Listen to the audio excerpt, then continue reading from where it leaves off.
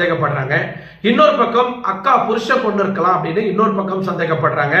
இன்னொரு பக்கம் அவர் கோயம்புத்தூர்ல வேலை செய்யக்கூடிய ஐடி கம்பெனில இருந்து இந்த மாதிரி எதனா பிரச்சனைனால போட்டு தள்ளிட்டு போயிட்டாங்களா அப்படின்னு இன்னொரு கோணத்துல பாக்குறாங்க. இன்னொரு பக்கம் அங்க வசிக்கக்கூடிய அவங்களோட சொந்த பந்தமே பிளான் பண்ணி ரொம்ப வருஷமா இவனை தூக்கி இருக்கிறாங்க அப்படின்னு இன்னொரு கோணத்துல பார்க்கப்படுது. பட் இதுல முக்கியமான பாயிண்ட் என்னன்னா, கொலை செய்த நபர் சர்வசாதாரண நபர் கிடையாது. அதை நான் முழுக்க சொல்ல முடியும்.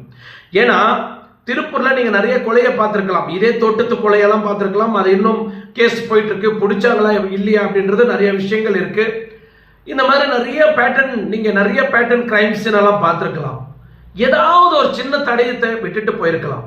பட் இங்க பல்லடத்துல நடந்த இந்த கொலை வழக்கு, இந்த கொலை, இந்த 3 கொலை ஒரு சின்ன பின் டிராப் கூட கொலை பண்ண குற்ற